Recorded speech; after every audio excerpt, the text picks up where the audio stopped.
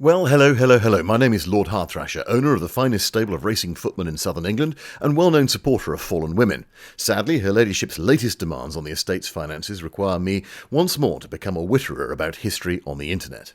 For those wondering exactly what they've clicked on, today we will be covering what I lovingly refer to as the Inbetweeny Bit. What happened to strategic bombing between, say, things like D-Day, but before things like, say, Dresden? Not unsurprisingly, most people's knowledge of this bit of the war is overshadowed by the climactic events on the ground. The fight for France, the advances of the Red Army in the east, the bloody fighting for the Mariana Islands in the Pacific. But I am, as you probably know, a lover of forgotten and ignored things, and there was, in fact, a hell of a lot going on, as you probably will have guessed from the runtime of this video. So today we will consider just how the Allies managed to bomb themselves so often in Normandy, in part thanks to an old friend of this channel. The fight against V1 flying bombs, the plans for Allied revenge raids, how the Allied commanders struggled with exactly what they were going to do to bring the war to a close, and then the oil and transport plans, the idea that they came up with, as well as where that came from and what the Allies did next. And if that sounds like your bag, then please collect your flying kit from the WAF with the tears in her eyes and head towards the briefing room. But before we get going, as it is Christmas, and if your family's anything like mine, then this time of year is less about peace on earth and goodwill to all, so much as internecine warfare, and thus a game about global conflict is much more fitting. Also, I need to cover the cost of the staff Christmas party this year with a paid advertisement. So, can you please welcome today's sponsor, Call of War 1942. 1942 was, from an Allied point of view, about as bad as things got during the whole war. For the first 6 months we made a complete pig's ear of basically everything. Herr Rommel was charging across the deserts of North Africa, the Wehrmacht appeared unstoppable in their advance towards the Volga, and a certain Douglas MacArthur was quietly running away from the Philippines, which, not ideal for the morale of the lads left behind to fight the Japanese. How different things could have been, which brings me to Call of War 1942, because thanks to this massive online game, you can pick a country of your choice and fight a global war your own way, and perhaps avoid some of the mistakes that the Allies made, or make whole new mistakes of your very own. It's a free PvP online strategy game where you can compete against up to 99 other players in real time over weeks of gameplay. You have the chance to make a half-decent British tank maybe, or create your own artillery or aircraft, or even nuclear bombs for maximum boom. Forge alliances, declare war, or do an Italy and make war and peace with everyone constantly. Choose your preferred strategy, play the way that you want, whether that's a long-term strategy or real-time gameplay or a bit of both. And the best bit is, you can play it across PC or mobile platforms, allowing you to compete with your plebeian friends who only have phones. In my case, it's 2 AM on the toilet where I can really focus on utterly crushing Jenkins's puny armies, researching tech he can't get to, building units and smashing his pathetic defences, and taking his territory in a hail of gunfire, cigar smoke and champagne corks. Because you see, this game is free and even Jenkins can afford to play it despite his pitiful wages and advanced rheumatism. And if that sounds like fun to you, or you simply wish to ensure that I don't have to water down the staff Christmas brandy once again, then please do follow the link in the description. For the next 30 days you'll get access to an exclusive starter pack containing the new loot boxes, which can drop the new unit, the Marines, with a value of $25. So, that's very nice. Alright, moderately priced socks for Jenkins ordered, cooking brandy decanted into the more expensive looking bottles, and the Easter chocolate carefully repackaged for Christmas. Let us move on. Last notice before we start. Viewers should be aware that I do occasionally swear, and there is a modicum, as you may have picked up, of whimsy in your history. And if you are offended or upset by such things, then all you need to do is to reach under your seat, where you'll find a carefully packed parachute by my man Jenkins, and the escape hatches, which are well lubricated and ready for your use. You can escape into the airstream anytime you like. To help keep me honest, you'll also notice at the bottom corner of the screen little Roman numerals so that you can follow along at home should you so wish, and look at the references that I looked at. Starting wars is dead easy. Any fool can do it. Really, all one needs to do is to decide that those long-haired wankers with their funny moustaches over that hill are worshipping the wrong god, or have an excess of money, or just look a bit pasty and weak, and then gather a group of your equally mad friends around you and get on with the killing. Stopping wars, on the other hand, takes a bit more nous. There will be violence, sure, but there will also be a metric fuckton of politics, not least because compromises are needed to declare peace, and they're complicated by all the deaths. To keep those compromises to a minimum, the enemy should, in an ideal world, be so badly beaten that they have no choice but to lay down their arms, and then you can get on with the important business of enslaving their population, exploiting their resources, and destroying their gods. Or, if you are some bleeding heart wokerati like Harry Hiroshima Truman, then rebuilding their economy from the ground up so that you don't have to do it all again in 20 years' time. But if the stupid wankers don't actually surrender, then what do you do? At some point, you might achieve such dominance over your enemies that continuing to kill them looks more like a massacre than a victory. Even back in antiquity, there were times when invading armies paused for a moment to consider the age-old question, are we the baddies? When reports reached Rome that Julius Caesar had killed 1 million people in his conquest of Gaul, even the Romans, who were not exactly adverse to a spot of light genocide, began to wonder whether or not things had got out of hand. Now, how much is too much? Essentially, that's a political question, and one which can creep up on you really fast. I mean, ask Zhukov or Woodward or Schwarzkopf when their wars transitioned from win by any means necessary to, oh God, they're all dead, stop hitting them. It's unlikely that they could tell you when that happened. War is politics by other means, and the end of war is essentially politics supported by the threat of continued violence. Assuming you have even a tangential relationship with sanity, at some point you're going to have to talk. Even before the Allies landed in France, it was clear that the Second World War would end. The problem was when exactly, and no one knew. The Nazi point of no return was at least 12 months in the rearview mirror, and they just kept on trucking. And that meant politics was ramping up at really every level, almost as fast as the violence was. Politics between the Allies, politics between commanders, and politics between, well, politicians. So today we will have to start to consider the consequences of both the violence and the politics before Adolf Hitler did the only decent thing that Adolf Hitler ever did and shot Adolf Hitler in the head. Alright, I think we should probably do a little recap at this point. For those who have wisely noted how little whiskey is left in the decanter, then the tremors in Jenkins's hands, and therefore elected not to trust the chutes that he packed, let's go back and have a look at what actually has happened in the bombing war so far since 1939, and let's try and do it in 90 seconds or less and see how many of my past videos I can plug along the way. Deep breath, here we go. The British bombing campaign started in 1939 and immediately went wrong and continued to go wrong for almost 2 years with huge losses and little effect. This was laid bare by the amusingly named Butt Report in August 1941, the title of which might have been funny but the content was not. It showed the Bomber Command was, in fact, as accurate as a drunk nurse trying to find a vein. When Arthur Harris became head of Bomber Command 6 months later, he was given the explicit instructions by the Minister of Air, Archibald Sinclair, to conduct an area attack against Germany in the hope of destroying their economy, and ideally of bringing about Nazi collapse without the need for an invasion. This included a direction to conduct area bombing on German cities and implied that killing the population as efficiently as possible was part of the mission. Being a man of simple truths, Bert Harris embraced these orders the same way that Witchfinder's general embraced piles of dried kindling, or in this case tinder-dry German cities.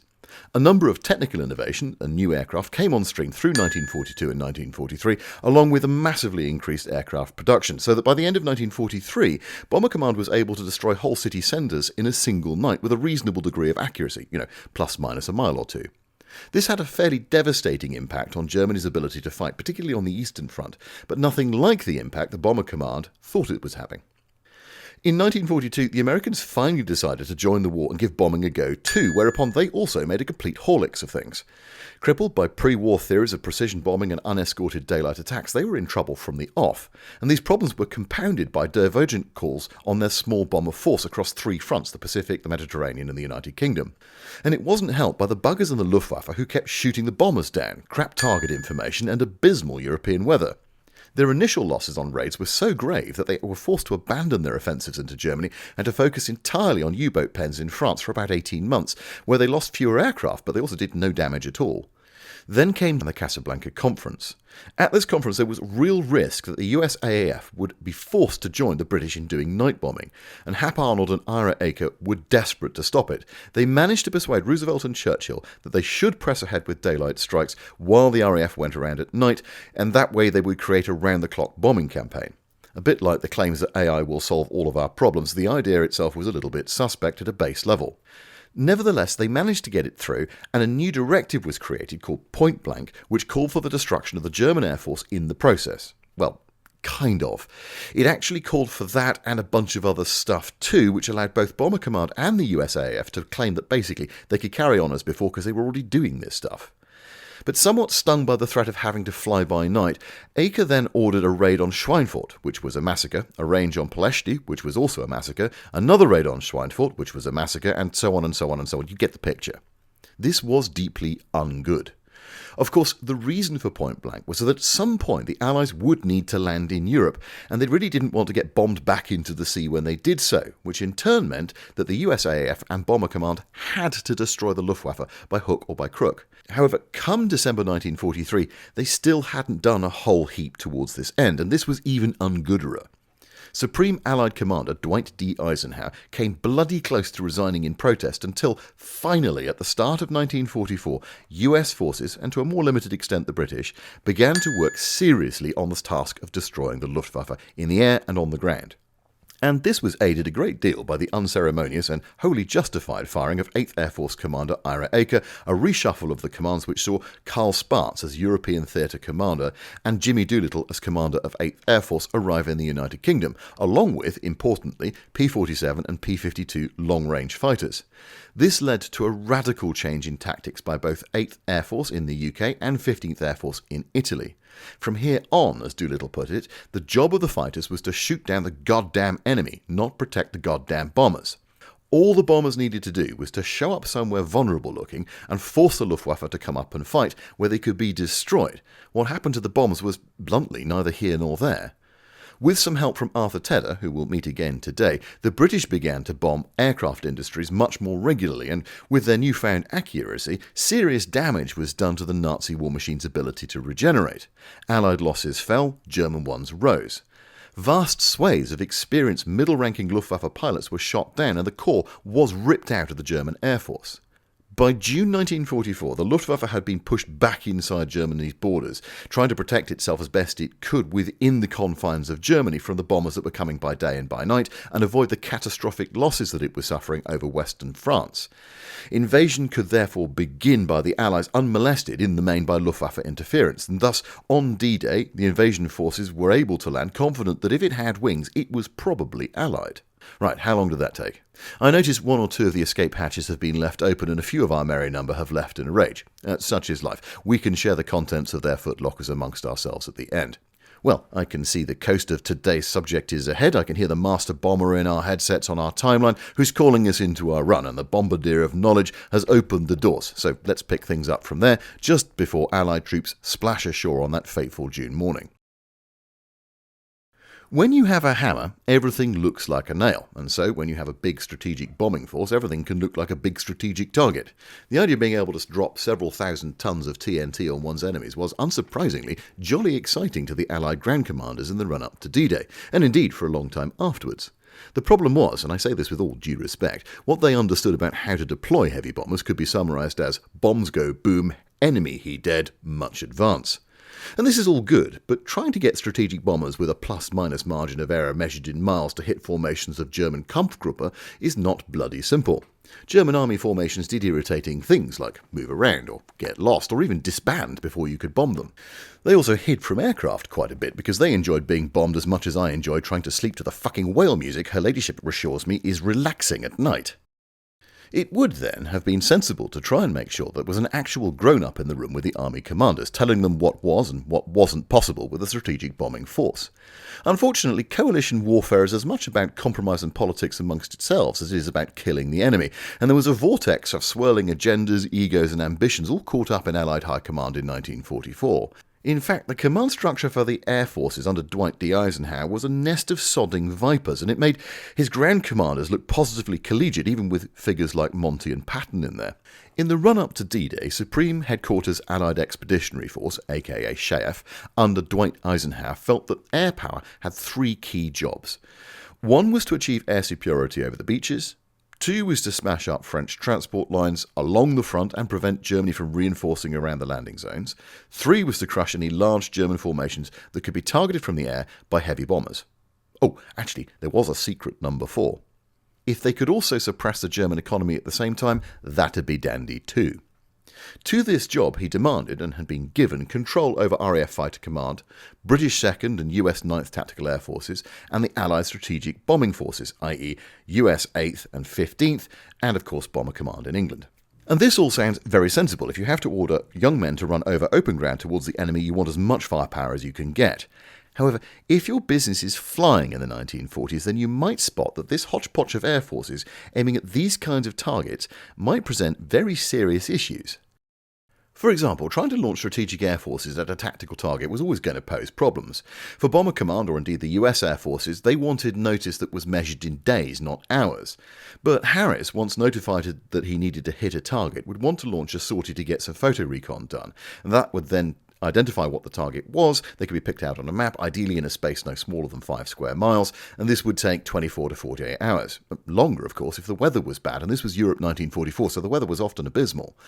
4 or 5 bomber groups would then need instructions on the number of aircraft required, what bomb loads to carry in what format, what decoy routes needed tasking, what the main force route was going to be, work out the timing of the 4 or 5 waves of bombers and where they were going to take off from, which of course bases are hundreds of miles apart, but they need to arrive over the target within a 20-minute window or so, what jamming needed to be done, by whom and where, what radar and wireless settings were needed, what target markers would be dropped, with what colours, over what time, over what area, and of course who was going to drop those, how frequently, plus all the bad weather contingencies for takeoff, bombing and landing. Aircraft needed servicing and bombing up, which took about 8 hours in and of itself at maximum effort. A typical bomber stream would extend about 20 miles once it was in the sky, so they needed to work out exactly how they were going to stagger that, typically about 4,000 feet apart. This in turn meant calculating things like optimal engine revs, fuel economy, and thus the fuel loads that would be supplied to the bases and then put into the aircraft. And of course, if this was a daylight raid, then there was the added complication of trying to work out what the fighter escort would look like.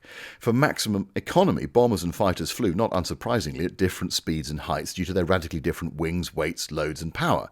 Piston engines need constant love and attention so that they don't get too hot, which means all the stuff on paper about maximum power output is really cool, but sustaining it for very long is normally impossible. There was then the whole art form in itself of getting fighter escorts to come and go in successive waves so that they could provide constant cover to the bombers to and from the target. To further complicate things, the bombers themselves then needed an hour or two circling over England or the sea to get into combat wings or to form into boxes or to form into the stream, all of which consumed fuel and time. And of course, on top of all these practical decisions and orders, all of which had to be worked out on pen and paper, there was the small matter of the strategic bombing imperative.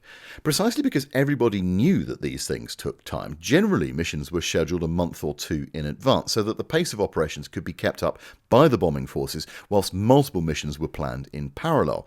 And if the weather played up, that allowed them to rejig the targets that they might go after. So lots of pre-planned targets were sat there waiting for the next weather window. If Ike turned up and said something the equivalent of, "Gee, I'd like that Panzer Division in Normandy to not anymore," it buggered up this finely tuned machine, as it meant delaying existing bombing plans and patterns which were, nominally at least, all part of an attempt to create pressure on Nazi Germany itself. Pressure which would be relieved if 8th, 15th and Bomber Command all started to worry about supporting the brown jobs on the ground. Absolutely none of this was understood by the army commanders, who were used to working with the much more flexible tactical air forces, who would and could send a few planes to hit a target at very short notice, and who, in July of 1944, would begin to fly so-called cab rank missions, literally sitting flying in circles over the top of armoured columns, waiting for tasking by forward air controllers on the ground, moving with the troops. Not unreasonably, ground commanders thought strategic bombing was basically the same, but with bigger aircraft. Moreover, there was a goodly amount of politics going on, especially on the US side of things.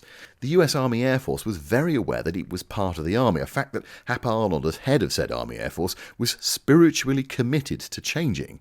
In his younger days, Hap had almost been thrown out on multiple occasions for his jihad for an independent air force like what the British had.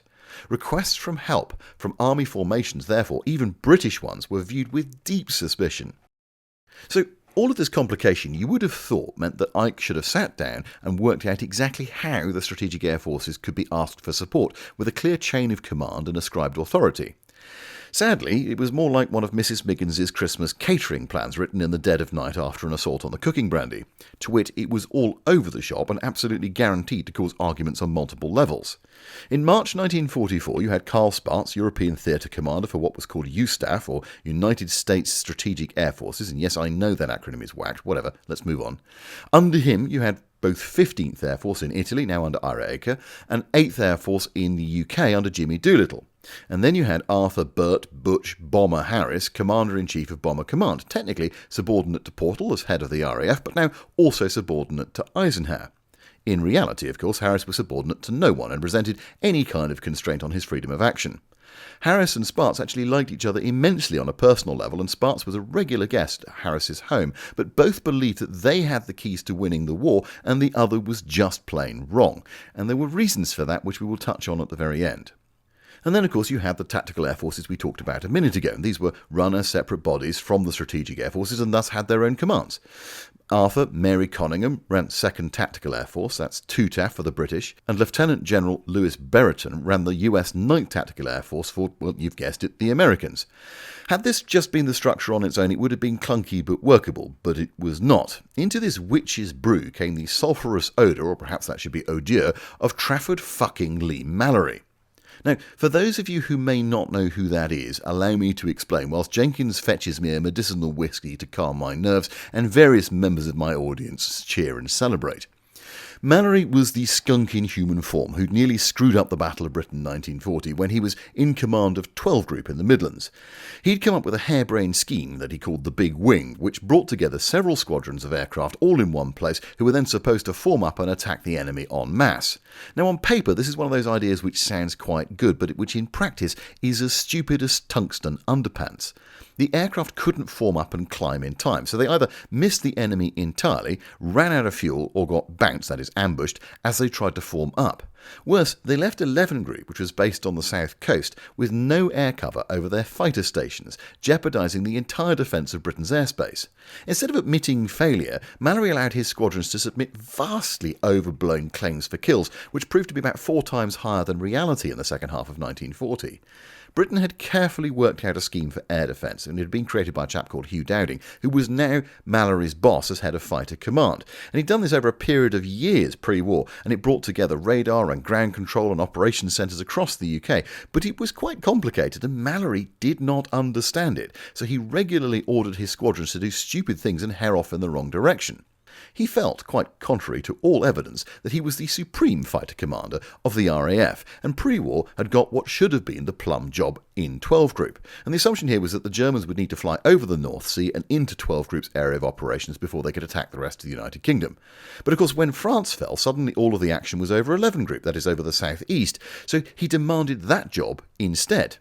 In the middle of the battle, quite rightly, Dowding told him to go and do one. Furious that his ambitions had not been realised, Mallory then refused to transfer experienced 12 Group aircrew into 11 Group, meaning that a lot of young and inexperienced flyers were thrown into the melee of combat and killed. As soon as the battle was over, Mallory, along with a chap called Sholto Douglas, conspired to get Dowding, their boss and victor of the battle, fired along with the brilliant 11 Group commander Keith Park. And that meant in December of 1940 that Mallory finally got what he'd been wishing for, control of 11 Group. Whereupon he launched a series of disastrous raids called rhubarbs into France that killed most of the veterans of the battle and achieved sod all, neatly repeating exactly the same tactics that the Germans had just used with such poor results in the summer.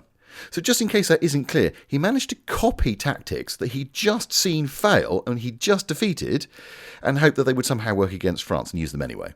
But nonetheless, all was well in Mallory's world. Except, of course, Douglas was now head of fighter command, which was the job that Mallory actually wanted. So he conspired again, this time with some different folks, in order to get Douglas removed and had taken over as head of fighter command in November of 1942.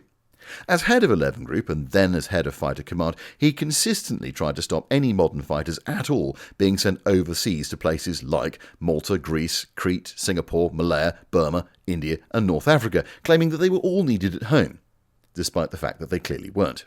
During his tenure as head of fighter command, he refused to try and develop any long-range fighter at all from either the Spitfire or the Mustang because apparently it wasn't necessary, even after American losses became so clear in 1943. So, in summary, he was a short-sighted idiot whose ego could barely fit in the same room with him. This, then, was the man who, after much lobbying, had been appointed in August of 1943, and presumably when everyone was blackout drunk during the Quebec Conference, as commander of the, quote, Allied Expeditionary Air Force, or AEAF, whatever the hell that meant. In a further example of just how brilliant and what a great man-manager Trafford Leigh-Mallory actually was, he then proceeded to stuff his staff of the AEAF HQ full of Brits, making sure that they carefully outranked their American counterparts, and insisted that the whole thing was run like a British headquarters. And Each day started with a big old meeting where everybody had to come along and sit round a massive table with Trafford the twat sat at the head of it, basically so he could flap his willy about, show off the fact that he was the boss, and avoid being found out as the intellectual middleweight that he actually was. And this drove, not unreasonably, his US liaison officers and quite a few of his British staff absolutely bonkers. Mallory thought that he was in charge of all flying things for the invasion, not just the tactical stuff. It did not. That job actually fell to the far more competent Arthur Tedder, who was Eisenhower's Deputy Supreme Allied Commander, who'd been in charge of all things flying in the Med and North Africa beforehand. Tedder was a bit of a legend in many ways, and able to hold the whole shoals together on Ike's behalf, but not without some stand-up fights, not least with British land commanders like Bernard Montgomery, who he loathed and who loathed him in turn. Although, I'll be honest, it makes me kind of sad that the two of them fought, as I have a real soft spot for both of them. Another day, Thrasher, another day. We don't have time. Ike made very few mistakes during the course of the war, but not sorting out this bag of bolts quickly was a big one.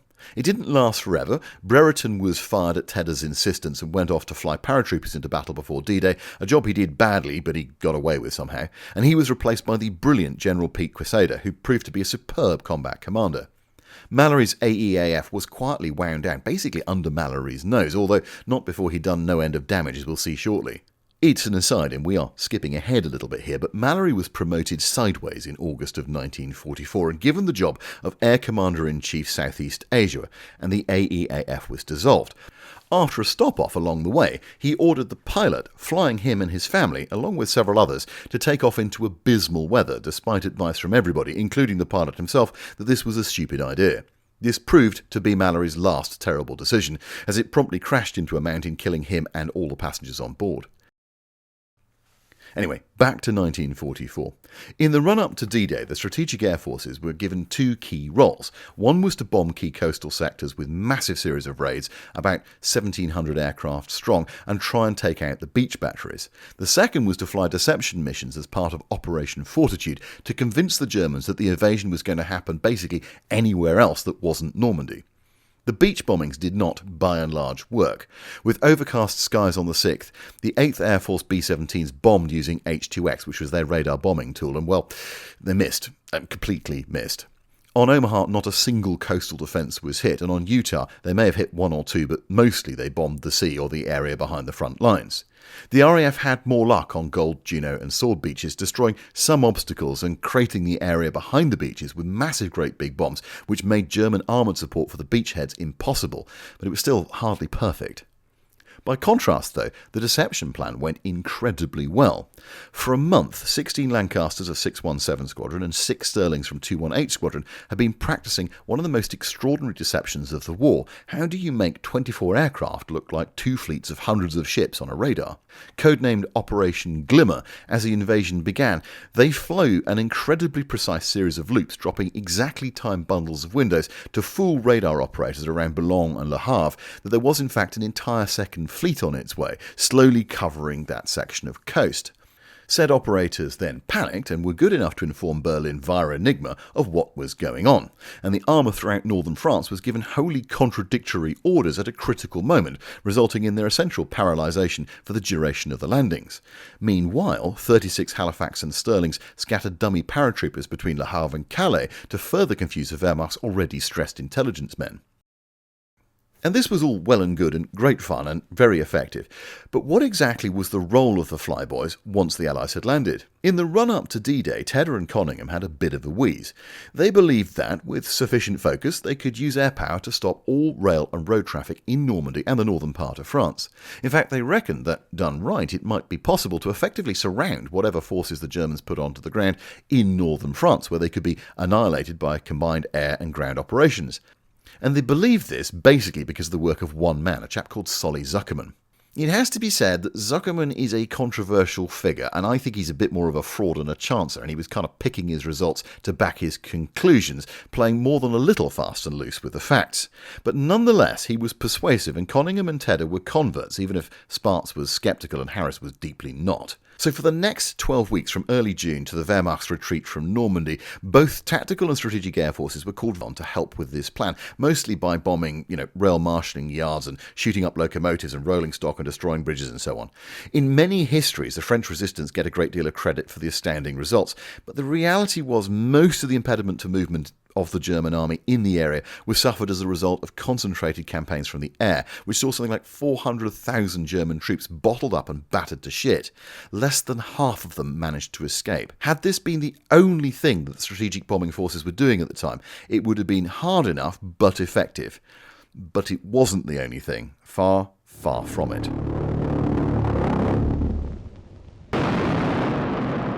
As Allied troops got their toehold in Normandy consolidated, on the 12th of June, the Germans fired the first of more than 9,000 flying bombs against Britain, mostly against London. Fortunately, about 30% of them veered off and missed the UK entirely, but nonetheless, for every V1 that landed, one person was killed and 3 were injured. In the grand scheme of things, in this war of unbelievable violence, where human life was taken every 3.5 seconds, 24 hours a day, for 6 years, it hardly counted. Indeed, compared to the lethality of Bomber Command of the United States Army Air Forces, these were rookie numbers. Nonetheless, there were some very, very shrill voices coming from London and Washington, somewhat to the bemusement of air commanders on the ground, demanding that V1s were stopped right fucking now. And this led to something called Operation Crossbow, a concentrated effort to try and eliminate first the V1s and later V2 launch sites as quickly as possible.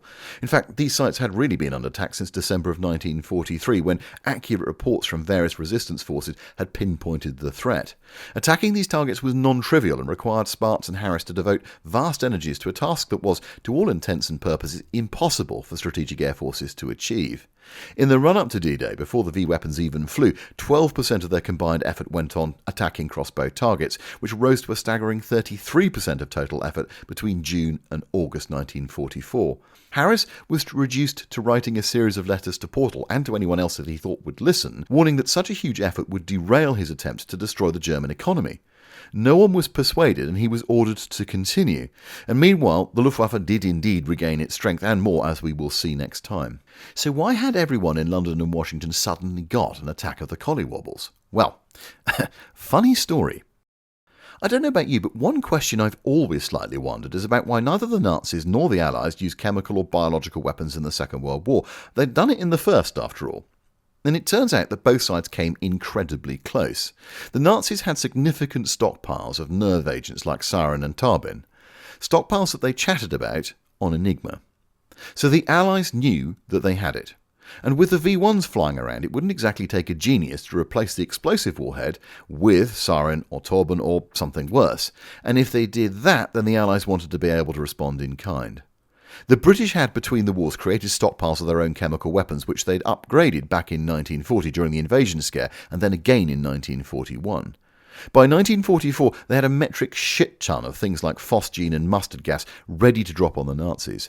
And the United States wasn't far behind. By 1945, the combined bomber forces had enough gas on hand in the UK and Italy to support an extended campaign against 45 German cities with gas attacks which would, according to the plan, make up 25% of their bomb loads across 11,000 sorties aimed predominantly at civilian targets.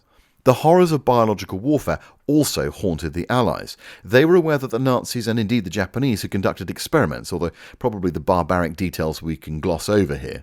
We tend not to discuss, however, the biological warfare plans of the democracies, but by 1945 the United States and United Kingdom had plans to churn out both anthrax and Bacillus botulinus on the assumption that the Nazis were going to do the same. By April 1945, anthrax production had started in Utah, Mississippi and Indiana, with the first batches of weapons-grade botulism ready in 1946. To some extent, the Manhattan Project superseded these plans, but it's worth noting that both the US and UK continued development of bioweapons at least until 1972, when the Biological Weapons Control Convention banned them. It is further worth noting that the Soviet Union and then Russia continue that development today. What the Allies couldn't have known was that Hitler and his high command did indeed consider using both chemical and biological weapons, and this next bit will cause me to have something of a rant.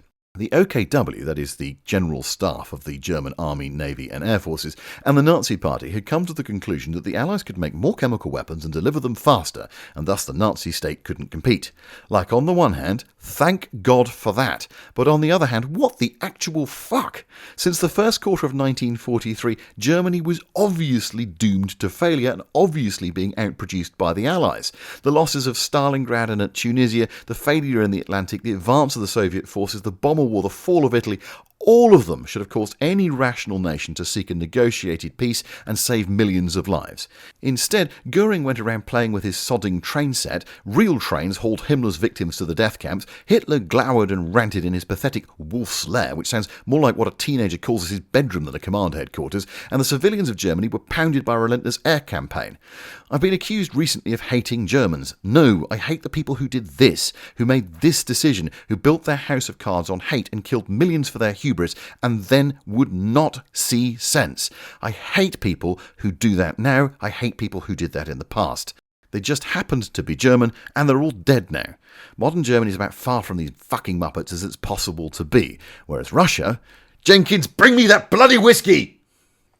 There's few things that Speyside can't help with. Where were we? Oh yes, mutually assured destruction in version 0.1.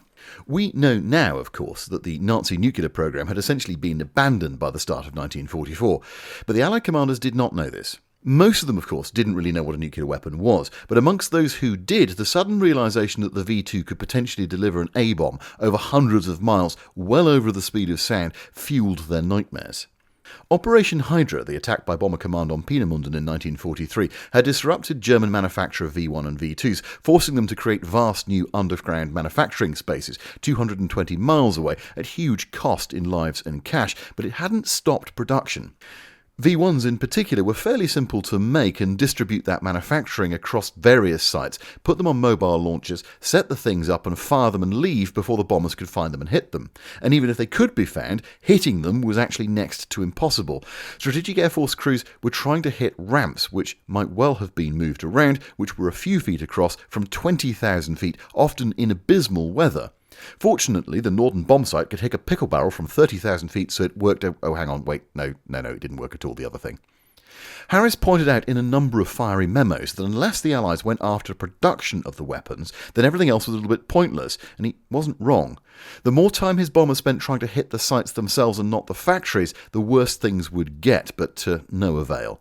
He was ordered to continue, and between June and September, fully 30% of all of his sorties were against crossbow targets.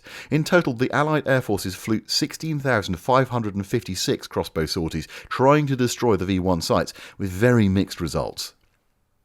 Harris and Sparks were both equally livid about this distraction, but those in the know about the state of Allied advances in gas, biological weapons and nuclear weapons continued to have intrusive thoughts until September, when those sites were overrun by the Allied armies. When we talk later about the kinds of things that got hit, and point out, for example, that Bomber Command expended just 6% of its entire effort hitting oil targets in October of 44, and never much more than 30% of its total effort, and indeed only 35% of the US effort, distractions like crossbow need to be borne in mind. Despite that much bigger force being available to both of them, it could still not be all things to all men, and crossbow was just the start of the targeting demands being made on the strategic air forces. Those who've watched my first video in this series will know that way back in 1941, Lord Trenchard, the RAF's founding father and all-round creepy old man, had written to the great and the good, telling them basically they should send everything with wings, a minimum of 5,000 aircraft, to Western Germany repeatedly until everything in it had been destroyed and Germany's morale would surely collapse. Trenchard thought he'd probably lose 70% of the attacking air force in a couple of months, but it would end the war. The Air Ministry had, quite rightly, looked at this plan and made sure his lordship's meds intake was doubled.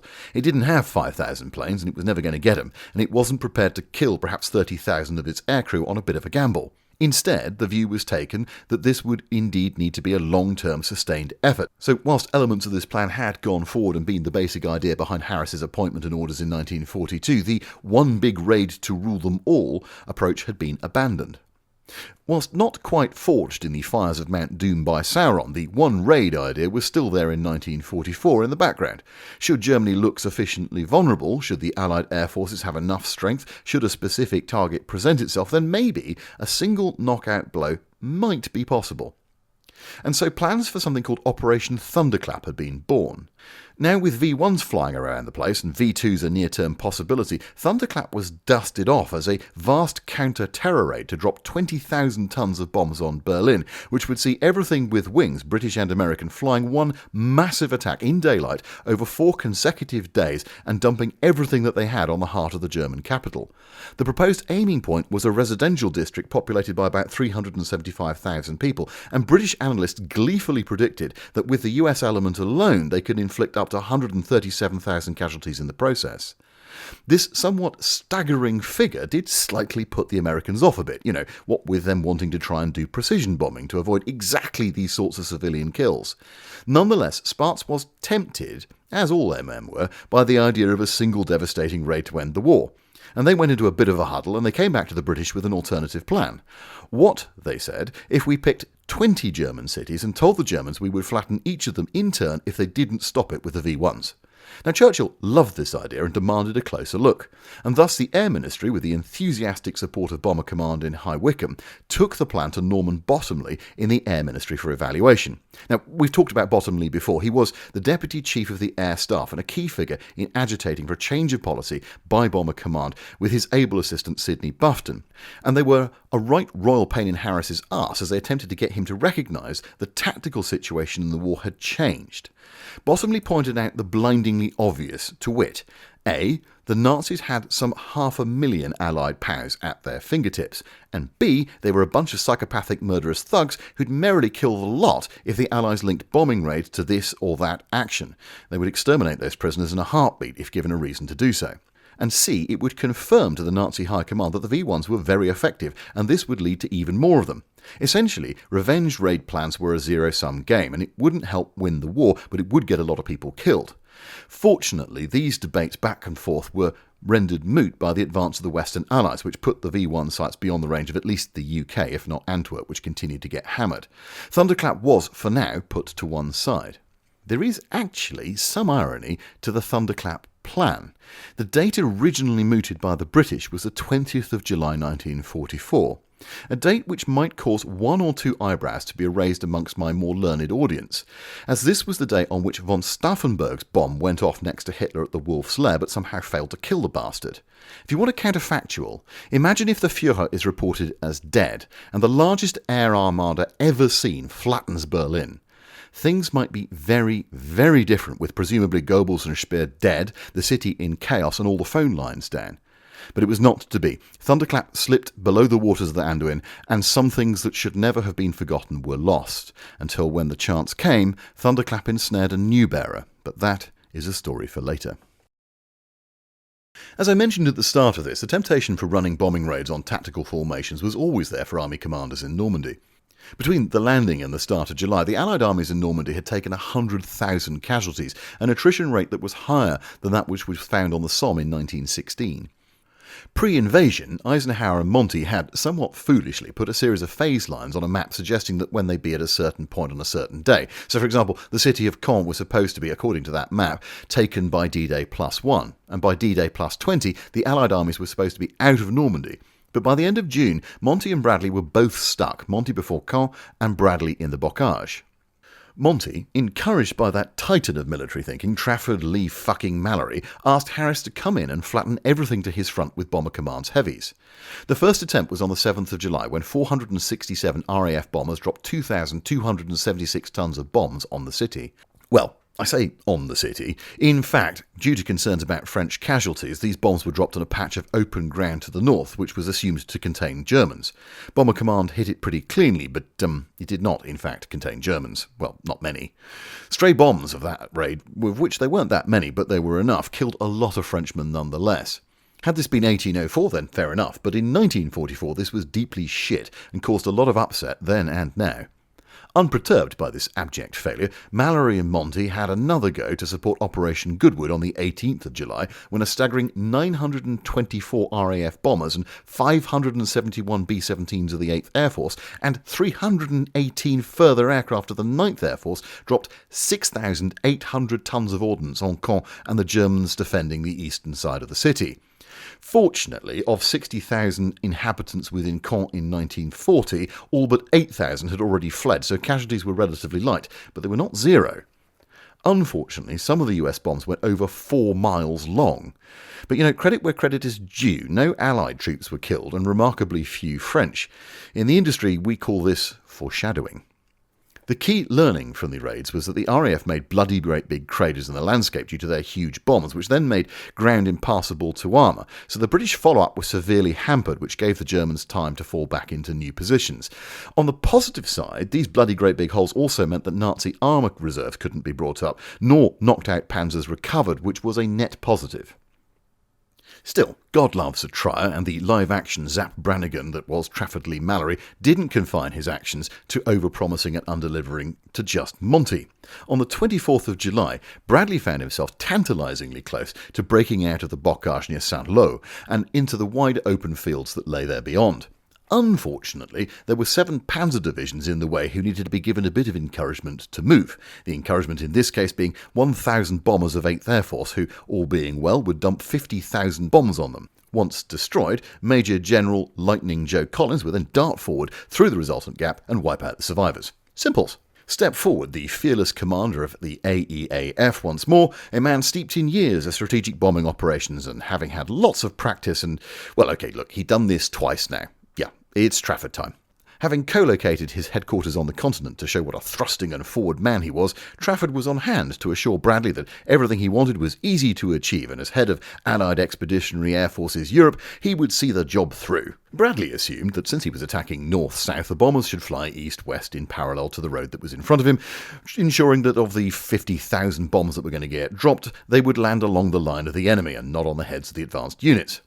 In fact, after the first 2 cock-ups in Caen, Mallory had been explicitly told by Tedder and Conyngham not to do it again without consulting them. But since this was a US operation, the bold commander of the AEAF simply bypassed them and phoned Doolittle's headquarters, invoking Eisenhower's name, who almost certainly knew nothing about the plan beyond bomber support, and Spartz's name, instructing a raid be executed within 24 hours. This was an insanely short period of time for such a complex operation. For the rest of his life, Spartz would deny knowing anything about the operation until he was phoned by Doolittle to confirm the orders, by which point it was actually too late. Bradley, by dint of being an army commander and not an Air Force commander, knew even less about strategic bombing than Trafford douchebag Mallory, suggested putting his lead elements just 800 yards away from the objective. Spartz, who did know a thing or two about bombing, said that they must be a minimum 3 miles. Mallory, wanting to show that he was in command, and now also at Bradley's HQ, created a compromise of 1,300 yards, basically out of thin air. For context, on a good day, in clear conditions, with good use of the Norden against clear, smoke-free targets, the USAAF's accuracy at this point in the war was to get about 60% of bombs within 1,000 yards of a 1 mile by 1 mile box of the target. For clarity, that means a plus-minus of nearly 4,000 yards around a central point, with 40% of bombs landing further away than that. Ergo, over Normandy, against an unclear target, almost inevitably through haze and cloud, with no practice, 1,300 yards was nowhere near enough of a safety margin. Inevitably, it went wrong. Firstly, cloud appeared over the target area, so Mallory called the raid off, except you can't just recall heavy bombers like that, they'd already taken off. Bradley told his men that the attack was off, and then some of the bombers appeared, flying low to get under the cloud, and at the last minute, which meant, given the complexity of using the Norden bomb sight, it buggered up the lead bomber's aiming track, causing a partially blind drop to kill 27 and wound 131 US troops. They had another go the next day, this time with 1,507 heavies, which is an insane number, but they had to fly north-south, not east-west, which greatly increased the danger to the troops. In point of fact, this was the only realistic method of attack, which Mallory had either not known or ignored. US combat boxes were deliberately staggered so as to allow mutual protection and allow smoke to clear on the ground between waves to improve accuracy. Consequently, what was being asked here was for the USAAF to squeeze 1,500 planes over a target 2.5 miles wide. Going east-west would have seen them bombing for over 2 hours with a tailback over Holland. This in turn would have invited disaster from ground fire and fighter interception, all facts that Mallory should have but clearly didn't understand.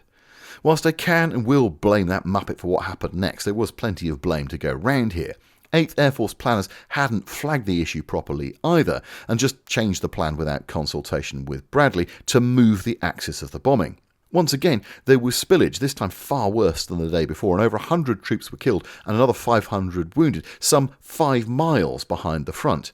It looked like a bloody disaster, but the bombing was concentrated enough that the German troops on the ground had basically been annihilated, and the next day Joe Collins took a gamble and pushed his forwards elements through the German line, turning their flanks and driving down the road to Avranches. This was the Saint-Lô breakout, and air power had enabled it, albeit at terrible cost.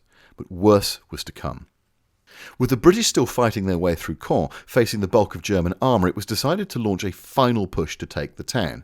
On the 7th of August and then again on the 14th, 2 further Mallory specials were launched, both as a result of him visiting Monty in his tactical HQ. The 2 operations were codenamed Totalize and Tractable, and both were designed to clear the last resistance out of the town and its environs. In fairness to Mallory this time, he did actually go through channels to get the mission approved, but for some inexplicable reason they said yes when they should have said well, possibly. So we can't pin absolutely everything which happened subsequently on Mallory alone.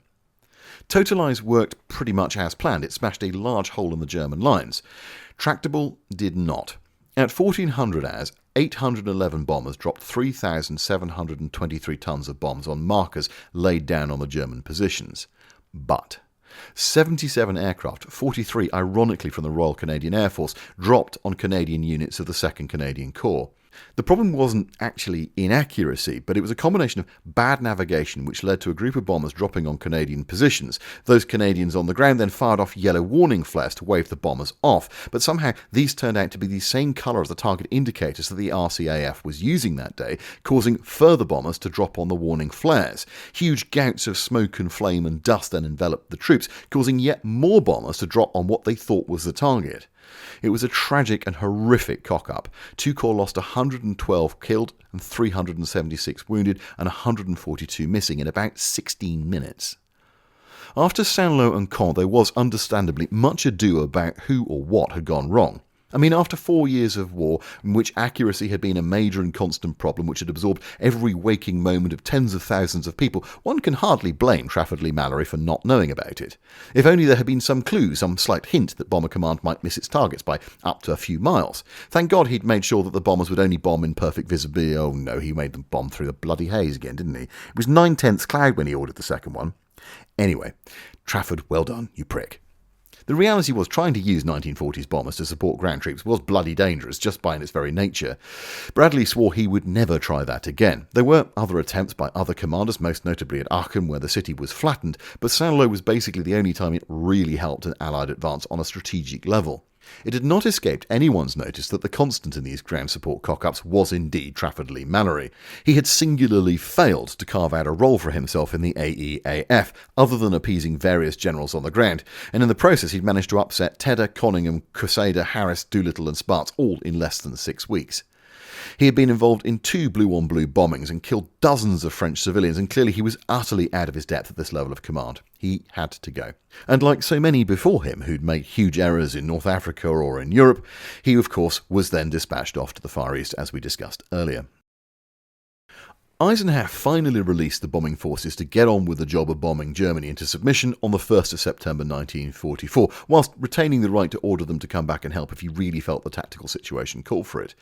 Both Sparks and Harris were only too keen to get on with it, but what it was, well, that was a bit of a head-scratcher.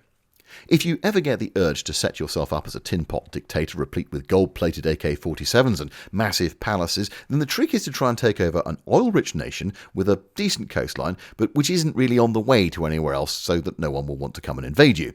You can then buy all the arms a modern dictator could ever want, and if you are so minded, make war on your neighbours much more easily. Hitler made a somewhat poor choice then when he became dictator of a country which was at the crossroads of Europe, with limited access to the sea and, critically, almost no sodding oil at all, producing just 7% of its energy needs from domestically pumped oil. If they just wanted to trade with folks and make, plastic unicorns or whatever, it would have been fine. But they wanted to make loads of shiny tanks and aircraft and ships and all the other toys that a genocidal warlord needs, and that means you need oil, and fuck tons of it.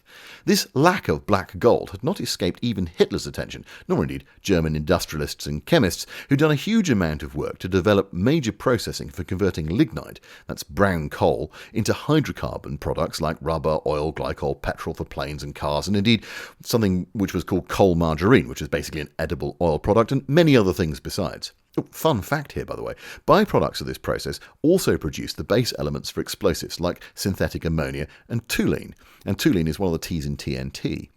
Being landlocked, this was what Germany had to rely on in the second half of the war, but it produces it at a much lower quality than the naturally occurring alternatives that the Allies could use, leveraging their global shipping lanes.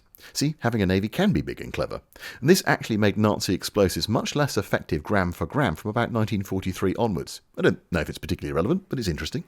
Anyway, we'll call these processes hydrogenation because they involve using hydrogen plus a catalyst, but chemists will doubtless point out, and quite rightly too, that this is a fucking stupid thing to say, and we should in fact be talking about things like the Burgess method or the Fischer-Torch process and probably other things besides. But since chemists are essentially the helicopter pilots of the scientific world, and once you stop blowing things up, chemistry is deeply dull, we'll just call it hydrogenation and get on with our lives. To do hydrogenation, you need A, coal, which Germany had plenty of, mostly being produced in the Ruhr, and B, dirty great big industrial complexes made of pipes and tanks and shit to produce the lovely products like the fuel that you want. Pre-war, there had been a 10-year plan to produce all of Germany's needs through hydrogenation methods, but for the Charlie Chaplin impersonator who was in charge, when you got a dictator, you got a dictator, and the war had started before that plan was anywhere near complete, which meant at the start of the war, Germany was still importing 70% of its liquid fuel needs from the Soviet Union. This wasn't particularly cool. The plan, such as it was at the outbreak of war, was either to invade or coerce any fucker around them with oil, and the biggest target for this was obviously Romania under the weirdo dictator du jour, Marshal Ion Anatescu. Now, poor fucking Romania. First of all, I've just butchered his name, but secondly, its history is wild, and we really don't have time to get into it here. Romanian oil fields at Ploiești, and my apologies to my Romanian friends for adding to the darkness of your history by butchering your language. Anyway, that place supplied oil to Germany for a lot of the war. Although things were a bit tight, it was just about manageable-ish. That is, it was manageable right up to the moment that Admiral Raeder turned up in 1938 with his Plan Z, which I like to call bloody stupid Plan Z, demanding massive new oil-burning ships for his navy. This was insane on many levels, but for our purposes we can simply note that Raeder's modest number of surface vessels in 1939 consumed something like 20% of Germany's domestically produced oil on their own. Plan Z meant upping that to a ridiculous level. And to complicate things, of course, the war in Europe started in 1939 with all the tanks and trucks and aircraft and all the rest of it, and things got out of hand really fast. Fortunately, the Soviets were happy to ship their allies oil right up to the moment that Halder's Great Eastern Adventure started to make everything infinitely worse. Plan Z was dropped, but Germany was still fighting a general war. For a hot minute, it looked like Germany would take the Caucasus and at least theoretically could add that supply of oil to what it had. But we all know what happened next. Von Paulus's Volga picnic ended in disaster, there was a cock-up at Kursk, and suddenly, in the summer of 1944, the oil fields were either knocked out or fell into Soviet hands or both. Bit of a fucking problem. Fortunately for the Nazis, the German state, even before their arrival, had indeed been busy bees preparing for exactly this eventuality, and to help matters along, the RAF and the Royal Navy had mostly sunk what little of Plan Z had been produced in fairly short order. Even as the war raged, Germany was investing heavily in new hydrogenation capacity, especially with sites using hard coal from the Ruhr, including IG Farben's little startup that you've probably heard at the small Polish town of Auschwitz. By 1944, Germany could make roughly 75% of its liquid energy needs domestically from 12 primary sites. Quite the turnaround. Amazing what you can do when you have absolutely no regard for human life. The fact that Germany might be vulnerable to having their domestic hydrogenation production, bombed, had not escaped Bomber Command's elite team of critical thinkers. And if you're a really long-term fan, you might remember when we talked about this way back at the beginning, destroying the oil plants was one of the umpteen plans that the British had had in 1939, only they found that they couldn't even hit the country, never mind the plants, so they gave up. The Americans too had come into the war assuming that they would bomb the oil as part of their web theory plans, but also realised after a lot of attempts they couldn't even fly over Germany, never mind hit the plants, so they too had basically given up on the idea of hitting synthetic oil in the near term. With the invasion of Italy in 1943 and the establishment of 15th Air Force at Foggia, the unloved younger sibling of the 8th Air Force was now able to hit Romanian oil fields when they were in range, and theoretically they could try and take them out. So the 15th flew something like 24 unsuccessful raids against Ploiești, dropping 13,694 tons of bombs and losing over 350 aircraft in the process, but they never actually managed to shut down production completely. By 1944, with the Soviets advancing fast, suddenly Spaatz and his staff realised that at any moment now, Germany would indeed have to fall back solely on those hydrogenation plants. Hit those hard now, maybe the war ends. But Hap Arnold's Committee of Operation Analysts back in Washington was slightly less sure. Oil plants remained really quite hard to hit, or if not hit, then certainly to take out. They were made up of a lot of small dispersed buildings, so whilst a perimeter fence might be quite big, the bombers needed to hit targets that were probably 100 or 200 yards square. Given that in late 1944 an average of just 7% of US AEAF bombs would land within a 1,000-yard circle of the aiming point, the COA's concerns were justified. Add to that the nature of the plants themselves, not just that they were dispersed, but also they were really a series of outdoor tanks and pipes, which meant that blast dispersed into the open air, and even direct hits might just rupture a few pipes which could be fixed quickly, rather than, say, setting on fire a critical building, which would then burn down. Nonetheless, Spaatz and his staff in Europe felt that with enough weight of bombs, the sites probably could be attacked with some success, and as the German Air Force's strength was depleted, bombers were increasingly able to roam at will across the Reich, and if necessary hit targets repeatedly. After a fair amount of resistance from Eisenhower, Arnold and Harris, Spaatz began his campaign in April 1944 with a brutally effective attack on the Leuna oil works. The impressive destruction was something of a false dawn. The Nazis spent a huge amount of effort and energy erecting decoy sites, massive what they called gross batteries of flak with the latest radar-controlled fire systems that could shoot down bombers through cloud, and huge smokescreen generators. In the event, these plants did indeed prove to be highly resilient to attack. As a for instance, despite 10 months of hammering away at Leuna and 6,630 Allied bomber sorties, it was never shut down for longer than a couple of days at a time. Partly thanks to the sheer weight of flak coming up at them, on the even clear days, only 29% of bombs were landing within the plant's roughly 4 square kilometre perimeter. But those days were rare, and radar bombing through H2X accounted for 75% of attempts, and that reduced the accuracy figure down to 5.1%, even just to land them within the perimeter, and even then 1 in 7 wouldn't explode due to poor fusing. In the first raid on the plant, 126 workers had been killed, but in the subsequent 21 raids only an additional 175 were killed. The kinds of bombs that the US were using were also a problem. The British came in on the attack on oil late, due to a combination of Harris's usual eager-to-please personality and the very real challenge of trying to hit crossbow targets, but in October of 1944 he was directly ordered to go after oil. And this did have an immediate impact, because Bomber Command was dropping heavier bombs. Typically they were 2,000 pounders or 4,000 pounders, landing within the perimeter more often, and they actually did do damage to the plants and destroy hardened storage that was immune to the US 500 pounders. Now, this didn't mean that the USAF was completely failing in its efforts. Far from it. As the summer wore on, it was increasingly allowed to go after oil by Shayef. Some plants were knocked out for weeks at a time, which did have a significant impact on the oil supply. It just wasn't quite the knockout blow that everybody'd hoped for. By August 1944, oil imports had fallen to 10% of April's already meagre figures, and bombing of hydrogenation plants had reduced production by 89%. In August and September of 1944, efforts by Speer and the Luftwaffe to protect and repair these new sites saw 350,000 slave labourers transferred to repair and flak duties around the sites, and an on-paper strength of over 2,000 fighters were diverted from across Germany to keep oil production going. We're going to try and examine some of Germany's attempts to respond to the bombing in later episodes, but this transfer of labour effectively came at the cost of not being able to produce more fighters. Hence, if you look at fighter production figures in 1944, they tail off from the end of the summer.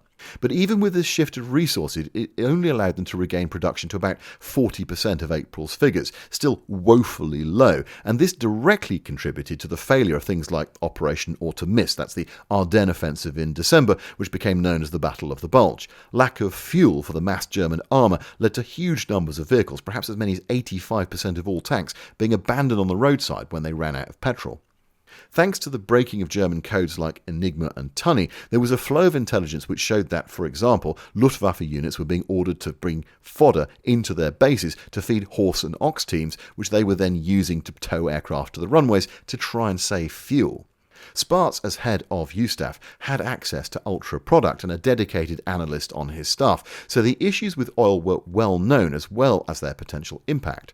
Critically, though, Harris had no such clearance, and remarkably, no one had thought to read him into it. So from his point of view, what he'd seen as commander of originally 5 Group and then Bomber Command since 1939 was war plans that said you needed to hit oil to end the war. hit transport to end the war, hit troops in the front of our troops to win the war, drop leaflets on the enemy to win the war, sink the German Navy to win the war, then U-boats, then the Ruhr, then U-boats again, then oil again, then transport, then just specific factories, then go after the aircraft, then go after the V1s and V2s, then transport in Normandy, and now oil again, and now transport again. He had no particular reason to think any one of these plans, coming from the boffins of the Ministry of Economic Warfare or the Air Ministry or Arthur Ted or anyone else, was any more right this time than they had been in the past. And in fairness to Harris, up to this point, in every other case, his answer had been, well, let's just carry on destroying German manufacturing capability in the cities, thus we will reduce their economic output, and if possible, maybe they will stop fighting. And in every other case, he at least had, well, at least a partial point. But not here, not now, in late 1944. And he didn't know why Sparks was so certain, thinking that oil would work, or why Zuckerman and Tedder were so keen to go after transport. In 1977, towards the very end of his life, he gave an interview to the RAF Staff College in which he described the war-winning strategy of going after oil and transport as having stumbled accidentally onto a war-winning strategy. 3 years before, Fred Winterbottom had revealed that the Allies had broken the Enigma codes, but not how much they got and how far they'd got. There's every chance that Harris went to his grave in 1984 knowing less than Sparks did in 1944. But oil wasn't the only pressure that Harris was under. He and his staff were also asked by Tedder and Bottomley to prioritise going after the German rail network, as well as supporting the Soviet advance in the east. And thus they came to the decision in February of 1945 to bomb Dresden. So next time we're going to look at the Dresden raid specifically. We're actually going to do Dresden in a lot of detail. We're going to do the city, its history, how the Nazis came to rule there, what they did when they got there, the reasons behind the raid itself, and of course the ensuing firestorm, before circling back to look at the end of the European campaign and what conclusions we can draw from the whole bomber war in Europe. Well, there we go then, and a huge thank you to those of you who've made it to the end here. Do feel free to shut down the engines, unclip your seat, and join me in the bar for a well-earned pint as we call it a halt there for today. I would like to take this opportunity to say a huge thank you to my patrons who've made all of this possible. I love making these videos, but it does take a long time, and I'm only really able to do it by dint of their support. So if you'd like to help me and join them, you can find me on Patreon, imaginatively enough, under Lord HardThrasher. And if you do, you will earn early access to these videos, access to a Discord where I shall do my best to entertain you, and you can watch me screaming into the void as I try and write these things, and you will get all the love in my cold, dead heart for just £6 a month. If Patreon is not your speed, but you would like some merch, for example, then I have one of those stores where you can purchase a gift for yourself that is probably slightly better than the socks you got for Christmas. If, on the other hand, you wish to engage with me in public, then for some reason I'm back on Twitter because apparently I'm a masochist. I'm also on Blue Sky, Instagram. I even have a TikTok account, although quite why I haven't yet determined. Jenkins has not explained to me how it works. And in exciting news, I do also actually have a website in the works where I plan to review the books that I've read and generally make a nuisance of myself, because who knows, if the lead that Jenkins stole off the church roof doesn't make a few quid, I may actually need to become a real boy and do this full time. In the meantime, of course, I'd like to leave you with this closing thought.